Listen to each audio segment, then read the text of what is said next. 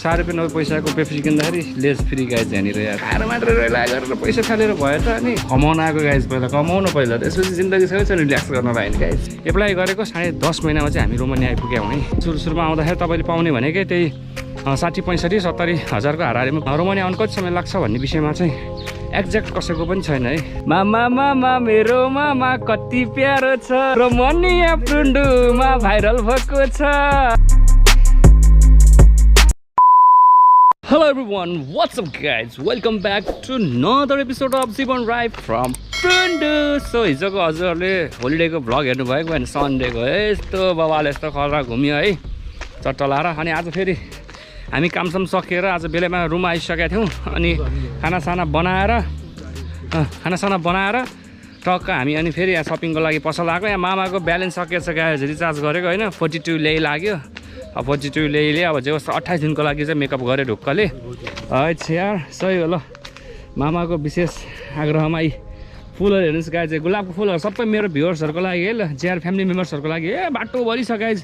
काहीँ पहेँलो काहीँ सेतो गुलाब त टन्नै छ गाइज अनि काहीँ रातो है सबै मेरो जेआर फ्यामिली मेम्बर्सहरूको लागि है यो चाहिँ फेरि हा सही हो नि त मामा ल मामा टेस्ट गरौँ सही हो ल दिउँ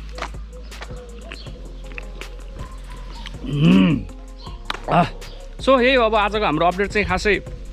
केही थिएन बेलुका पख घाम फेरि कस्तो चर्क्यो कि खानासाना बनाएर निस्क्यो भनेपछि म अघि नै आएको आउँछु होइन अनि आजको काम चाहिँ अब यस्तै थियो खासमा हाम्रो गाउँबारीमा गाउँको बिचबिचमा त्यो नचाहिने घाँसहरू अलिअलि केहरू फल्या हुँदो रहेछ त्यो घाँसहरू खाल्ने काम थियो गाई चाहिँ काम चाहिँ हल्का ढुक्कले गरियो अब भोलि चाहिँ टक्क लाएर हजुरहरूलाई उक्त गाउँबारीको भ्लग बनाउनु मन लागेको छ मलाई है लन्च टाइममा टक्क भ्लग अपडेट गर्छु है हजुरहरूलाई चाहिँ अब नेक्स्ट भ्लग चाहिँ हाम्रो गाउँबारीबाट आउँछ अनि के छ मामा आज मामाको कामको एक्सपिरियन्स कस्तो रह्यो हाम्रो म त आज दिनभरि सुसु भाइ किन काम भएन खासै केही एउटा 1 घन्टा नै काम गरेन एक घन्टा नै काम भएन ओहो ल गाई यहाँनिर हेर्नुहोस् है यल्लो खालको गुलाब है सही छ नि त गाई यार ल मेरो भ्युवर्सहरूको लागि मेरो फ्यामिलीहरूको लागि जेआर फ्यामिली सही हो यस्तो दामी फुलहरू छ यहाँनिर बाटैभरि के खालि गुलाबको फुल मात्रै लाउने भने यहाँनिर यार है सही हो त्यही हो अब दिनभरि खास आज मामाको पनि काम भएन रहेछ हाम्रो पनि त्यो एउटा गाउँबारीमा घाँस खाने काम मात्रै भएको छ है अब एग्रिकल्चरमा अब भोलि पनि त्यही काम हो मेरो अब त हप्ता 10 दिनसम्म त्यही काम हुन्छ रेगुलर अनि भोलि चाहिँ फेरि मैले अनि हाम्रो जसले हामीलाई काम लाउनुहुन्छ नि उहाँसँग मैले पर्मिसन लिइसकेको छु भ्लगको लागि टक्क दिउँसो खाजा खाने टाइममा लन्च टाइममा टक्क छोटो मिठो गाउँबारीको भ्लग ल्याउँछु है हजुरहरूलाई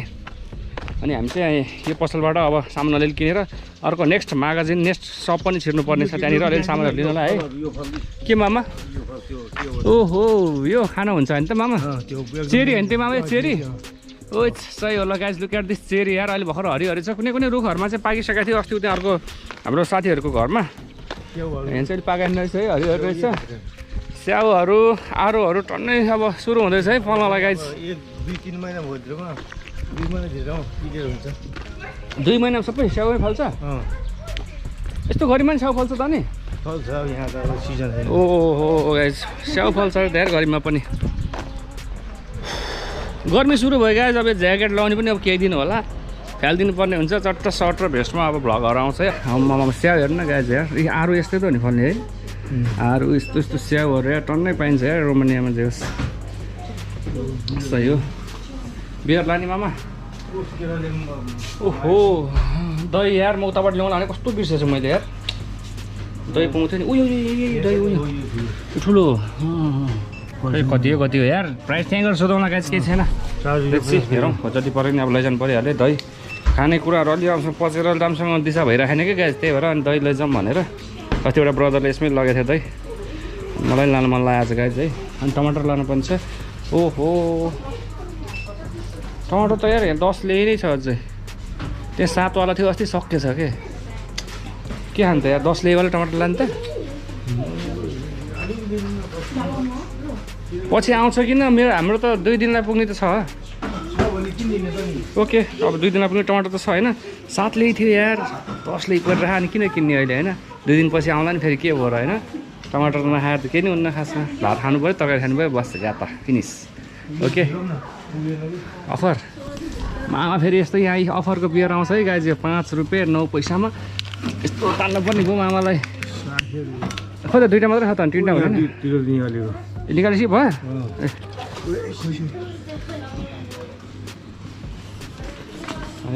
सही हो अफर गाइज यार यो 5 मा किन्दा क्यान फ्री रहेछ के गाइज अरू के लानु छ ए पेप्सी हाम्रो मेरो अफर यो ए 4 रुपियाँ 90 पैसा रहेछ होइन उहाँ भोलिलाई लाने के फुलरी म्यामले यसो एक घुटका खाओस् भनेर भोलि हाम्रो चाहिँ टक्क है दिउँसो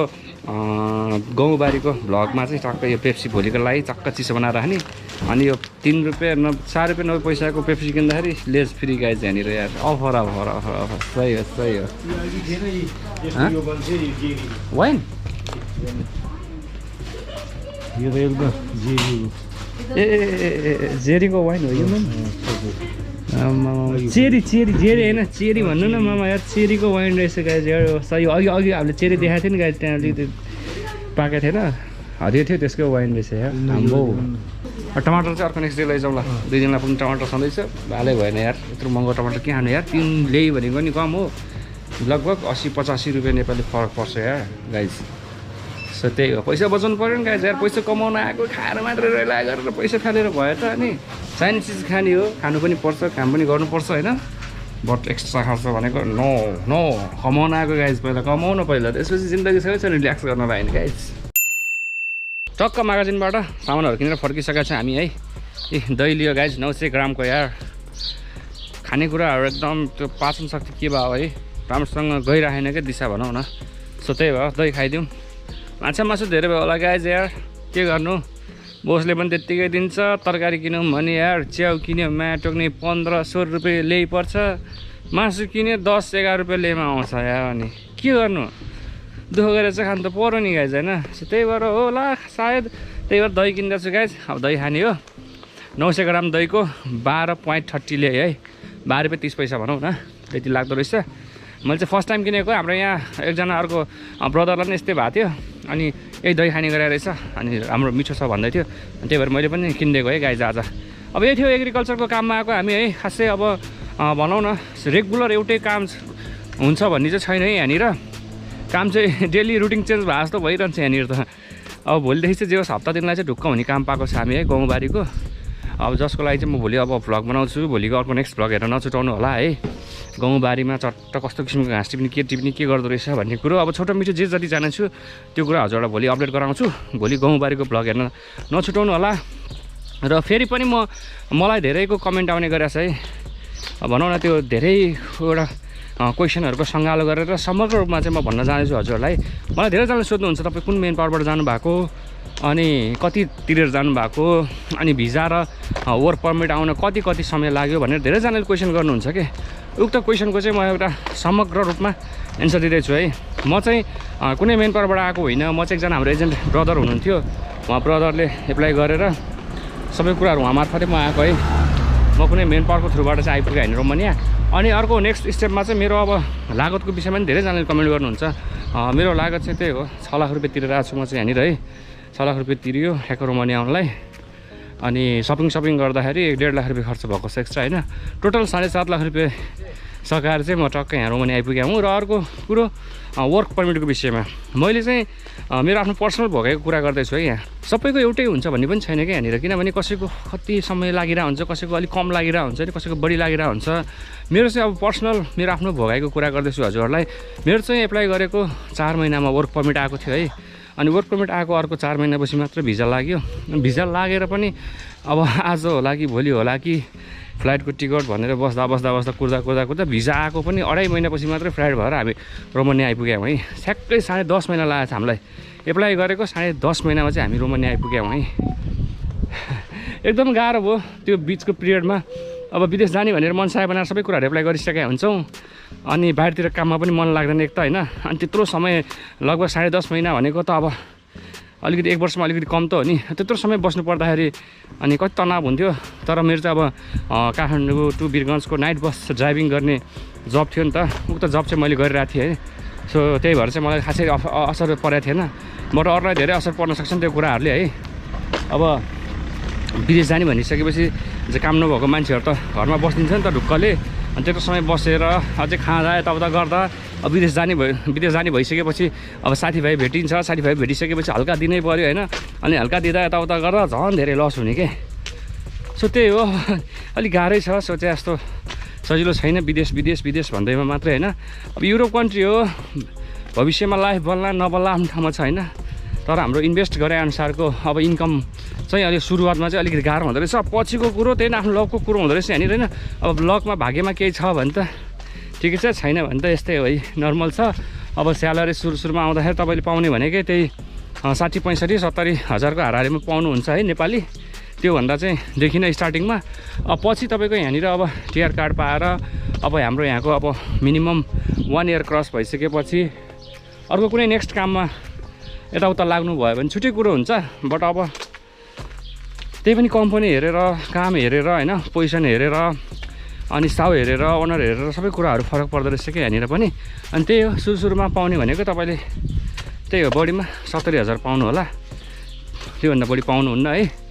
पछि यहाँनिर बस्दै गइसकेपछि यहाँको हाउभाउ सबै थाहा भइसकेपछि त आफू अलिकति एक्टिभ भएर लाग्न सक्यो भने त अब कमाउनु लिएर हाम्रो पनि साथीहरूले त्यही हो 1 लाखसम्म चाहिँ कमाएको चाहिँ मैले प्रत्यक्ष देखाएको छु है केटाहरूले। अब अरूको चाहिँ के छ आई डोन्ट नो है, त्यो विषयमा चाहिँ सबैको एउटै हुन्छ भन्ने पनि छैन। अब कोही हामी अब 10.5 महिना लाएर आयौँ, कोही अब वर्ष दिन लाएर पनि आइएको छ होइन, अनि कोही अब 7 महिना पनि आइपुगेको छ। त्यही भएर यो रोमानिया आउनु कति समय लाग्छ भन्ने विषयमा चाहिँ एक्ज्याक्ट कसैको पनि छैन है, सेम फरक पर्न सक्छ। त्यही हो, हजुरहरूलाई मैले यसो सबैको क्वेसनहरूलाई एउटा समेटेर मैले एउटै एन्सरमा यसरी जवाफ दिएको है। हुन त मैले यो कुराहरूलाई मैले बारम्बार अगाडिको भ्लगहरूमा पनि भनिरहेको थिएँ, तर पनि मलाई धेरैजनाले अहिले पनि उक्त क्वेसन कन्टिन्यू गर्नुहुन्छ कि सायद उहाँहरू नयाँ नयाँ भ्युवर्सहरू हुनुहुन्छ होला है, त्यही भएर होला। ठिकै छ, अब मैले जानेको मैले भोगेको कुराहरू त हजुरलाई सेयर गर्दै जाने हो। अब भोलिको गाउँबारीको भ्लग हेर्नु चाहिँ नछुटाउनु होला है गाइज, किनभने योभन्दा अगाडि मैले तोरीबारी, मकैको भर्खर उम्रेको सानो बारीहरू त अलिअलि एक्सप्लोर गरिसकेको छु। अब तोरीबारीको भ्लग अब गाउँबारीको भ्लग आउँदैछ, लेट्स सी कस्तो हुन्छ। नेक्स्ट भ्लगलाई माया गरेर कमेन्ट गरिदिनु होला। मामा मेरो मामा कति प्यारो छ, खोइ नाचेको रोमानिया प्रुन्डुमा भाइरल भएको छ, टिङ टिङ टिङ टिङ टिङ टिङ टिङ टिङ टिङ टिङ टिङ टिङ टिङ सही हो। टक्क हाम्रो मामाले त प्रुन्डु खायो गाछ, प्रुन्डु खायो मामाले, प्रुन्डु खायो। सो यही थियो आजको अपडेट है। टक्क हामी पनि यहाँ रुममा आइसकेका छौँ, कुराहरू आउने हो। ला खसी क्या मामा, चेन बोल्दै भएछ त। हैट मामा यार, हाम्रो यत्रो कोल्ड ड्रिङ्क्सहरू खस्यो भने त तराम हुन्छ त नि। हैट लाउनु चेन लाउनु त। सो यही थियो आजको अपडेट है। टक्क आइयो यसो सपिङ गरेर, अनि हजुरहरूलाई भोलिको गाउँबारी देखाउँछु मेरो माया मेरो भ्युवर्सलाई है। And thank you so much once again for 5K subscribers. Okay, my JR family members grow हुँदैछ गाइज, भोलि पर्सि ग्रो हुँदै गएपछि संसारै पुरै जेआर फ्यामिलीले खाइदिनुपर्छ है गाइज। सो यही थियो आजको अपडेट भन्दै बिदा हुन चाहन्छु। लट्स अफ माया फ्रम जीवन राई फ्रम रोमानिया।